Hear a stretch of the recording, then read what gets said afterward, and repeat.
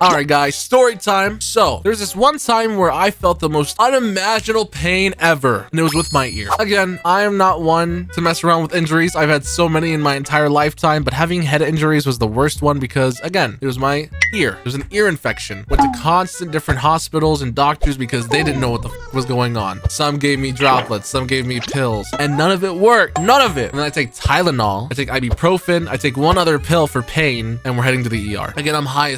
I mean, I'm high out of my mind. This is the best I've ever felt in a week's time. My arms sticking out of my body. Before that, I was like a 6'4" baby in a bed, having to be helped by their parents, basically. So over here, like getting carried over to the bathroom with my 5'5" mother. My father, who's also shorter than I am. You know, he's like 5'10". He was helping me out with stuff, and I was over here like yelling. The most sick thing I've ever like felt. Like, I've dealt with physical pain, but that pain in itself, I don't know what happened. So again, I was debilitating. I was a baby. I couldn't do anything. I couldn't talk or think. And it was a whole month of that. Now I'm high off the pills. Okay, I went to the ER that day, filled with pills because, oh my god, did it feel freeing. I didn't feel a bit of pain in my ear for the first time. And I went over to the bed, or that little white bed they put you on, and I was like, guys, I feel so good right now. I'm overdosed a little bit, so if there's any like bad signs, it's probably because of that. But if you guys give me pills for pain, let it be the strongest thing you have. It was a nurse, so she was laughing a little bit. She was like, don't worry, we got something for you. And then they named exactly what I had. Both my primary doctors who did not know what the